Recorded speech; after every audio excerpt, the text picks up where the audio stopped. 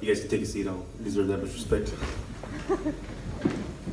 I don't, first of all, I'd like to say thank you for everybody for coming out. June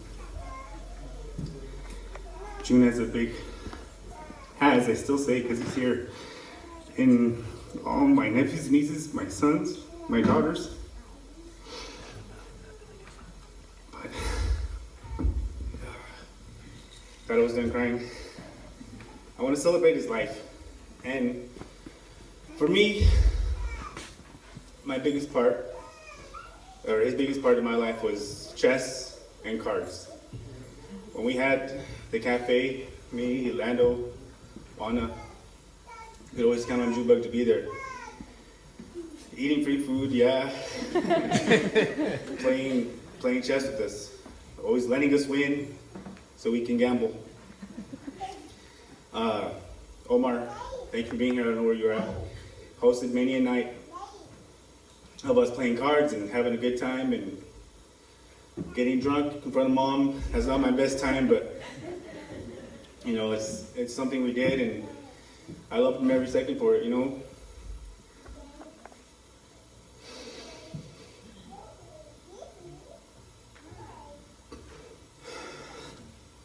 I just miss him.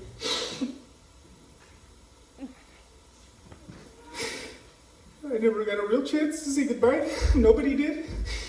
And that's the toughest part. Again, thank you. Thank you for being here. Thank you for all the support from my family, my mom, my dad. And that's it. That's all I have to say to you. Thank you.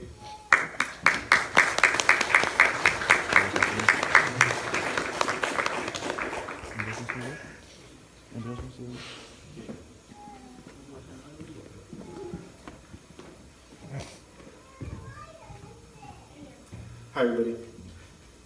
All right. Well, I typed a bunch of stuff, you know, some memories and some personal stuff, you know. Anyways, I'll try not to be too long here, but I do have a lot of stuff to say. So, all right. I entitled this "Ozman Cometh" because everybody who knows Junie know he loved Ozzy Osbourne and loved his rock, you know. So, when I got the call, I wasn't shocked, you know. I couldn't understand what happened. First person I called was my wife, you know. I was choked up, I couldn't speak, I was crying. And then when I got to the hospital, first people I saw was Beatriz, her husband, and my brother-in-law Albert, where he's somewhere. There he is, hi. And then they led me to the room where layeth my brother, the legend, the man. You know, next to him were Chris and Tammy, and obviously Chris was devastated, you know, because for as long as I've lived, as long as we've lived, this man who we looked up to, along with Chris, Adam, Raleigh, Lando, and Tony, he's finally proven that, yeah, he was superhuman. He was superhuman because the weak stayed and the strong God needed. And it was apparent that Junie was strong, and God needed him as a soldier to lead his new army of the finest soldiers. Junie was befitting of leading that troop. His body was still warm when I got there. Then when Lando and Adam showed up, it hit me, you know. He was gone.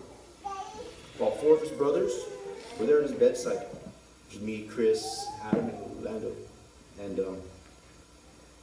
And his mission in his final months was to bring our family together. And with that, four of us, one second, let me find it.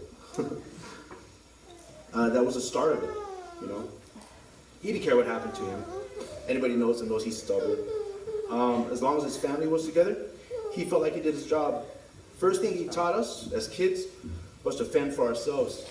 And then he taught us basketball, and he tried to beat us in basketball. He played softball with a lot of us, really cocky and stuff, you know. And he was always playing the role of the babe. Like one example, against one of the teams we played against, they threw the pitch, and he was just like this on the bat, because he knew they were gonna throw a strike, you know. And while we were there, he was making fun of the teams we played, like Washington Beef and against the Pettits, you know. I don't want to say anything bad about them, but let's just say he made fun of them. Back at home, Junie was on the couch a lot with the remote, or he was in his room playing his tapes. You know, his tapes really loud, or in the backyard on the porch. One time, he gave up his golf clubs, and we were playing hockey with a basketball, you know, in the backyard, and he didn't care. He let us break them and stuff as we were hitting him. Until my brother Raleigh, where's he at? Somewhere. He hit the ball really hard, it flew above us, and it hit the window and it broke. And of course my dad was all mad. You know. And on the street, we did a few things involving our other family, the Royballs, across the street. Including our infamous firecrackers war. You know, we'd shoot bottle rockets into each other's yards and stuff like that. One even flew inside the house and blew up, you know, waking up my dad. And he was gosh, he was pissed off. I shouldn't have said that, I'm sorry. Oh my God. Also in the street, you know, we played touch football. He was always the quarterback, you know.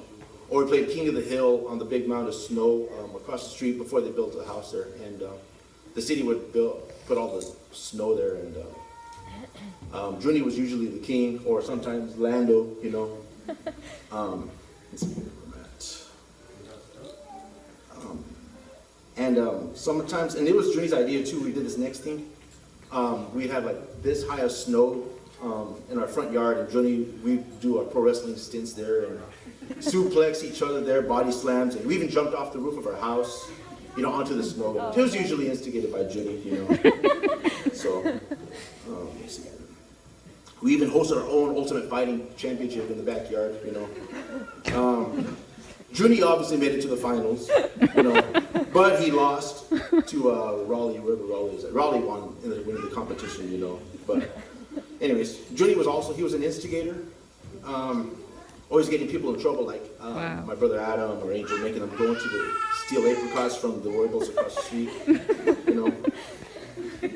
From the stories that I gathered too from Mike Roybal, and I'm pretty sure some of us have seen it before too. Can't really say, but you know, he was the enforcer at many parties, not being afraid of getting in the face of people who were being unruly, you know.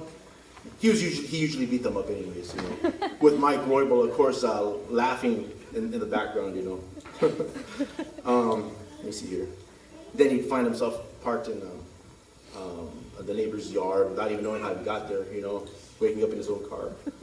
And according to Junie himself, he was a ladies' man, you know, and bringing home a different woman every week just to make my mom mad, you know, purposely, you know. So my mom finally had enough and said, just pick one already, you know. And I don't know if you guys remember that, you know. To my sisters, he was the brother that guys didn't want to meet, you know. And nieces. And trust me, he was that guy that nobody wanted to meet. But those who endured the torture, they got his respect, and he allowed them to stay with my sisters and stuff. You know? In our neighborhood, a lot of fences were tagged up, spray painted, or whatever, you know, except ours. Ours was the only one. And having brothers like Junie and Lando and Danny, Adam, you know, who wanted the trouble, you know. Let me see here. What was that? Huh?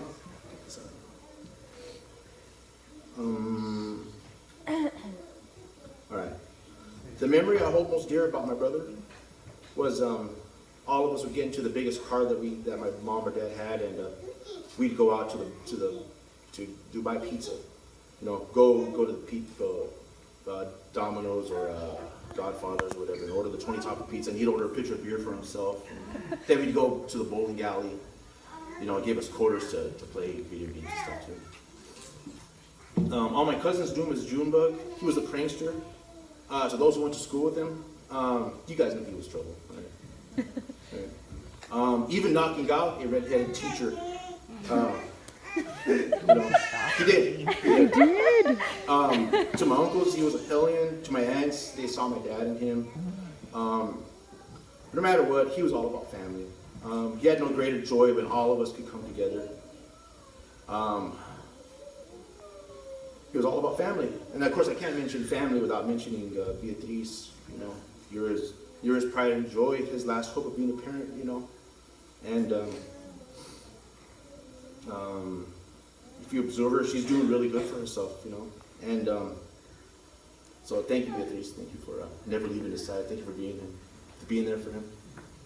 Before I read my poem, I just want to share a personal memory.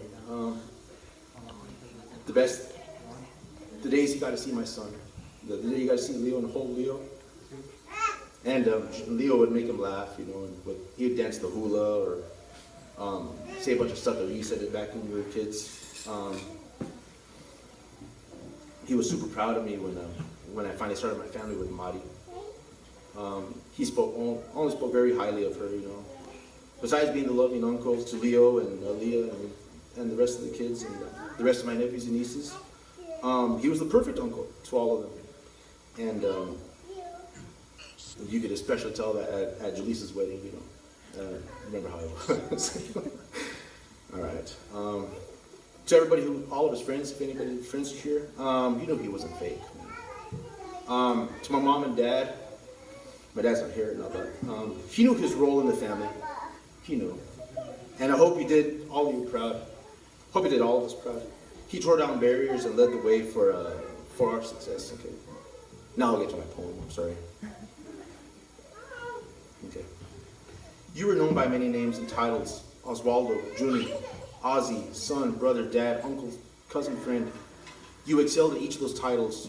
You made your debut to the world on our father's birthday. As always, you were Mr. Awesomeness and made his birthday so much better by giving him the greatest gift, yourself as a present. As a brother, you were the best. You showed us a lot of things, but you forgot to teach us one last thing: how to let you go. I know you didn't mean to leave us. Sometimes we have no choice. I miss being your little bro. I know your nephews and nieces miss your loving words of wisdom and your warm embrace. Our cousins and your cousins, we miss your funny self and the way you would always have the right words to cheer us up, even your twisted humor. My wife misses your favorite boy. My heart aches to hear my name called by your voice. I wish I got to say I love you before you were given to the sky. If God could grant me one last wish, I'd ask to say goodbye. You always meant a lot to me. I could never love you less. I know it's true when they say he only takes the best. And he was the best. There was a movie I recently saw. One of the characters, his son died, and Jesus was there to answer his questions. The man asked Jesus, "Please bring back my son." Jesus replied, "I can bring him back. But if you could see what he's seeing right now, if you could feel what he's feeling right now, you wouldn't dream of calling him back to this fallen world, not even for a second. But put your faith in me, and I promise you, you will be reunited with your son there." Beatriz begged for Junie to come back for at least one day, and I told her this exact same quote. And with that, she was comforted to hear that, as I was, and the sisters that I told this to. So I challenge all of you: give your sins and your problems to Jesus Christ, so we can all be reunited again in heaven. In closing, thank you, Junie, thank you, Ozzy, for being the backbone of our siblings. And with this celebration of life, you have reunited our family again together, which is what he was trying to do. May God give you your rightful place in his army as the general. Till we meet again, Junie, Mom, Dad, Danny, Gloria, Tony, Juana, Rachel, Teresa, Lando, Raleigh, myself, Chris, Adam, all your nephews and nieces, your aunts and uncles, your friends, Beatriz, all the Garcias, the Espinosas, Lopez, Ochoas, Vargas, Trujillo, Saez, De Leons, Escajeras, and your other family, the Roybals. We love you and we'll never forget you. Thanks and love you, big bro. Love, Gabe.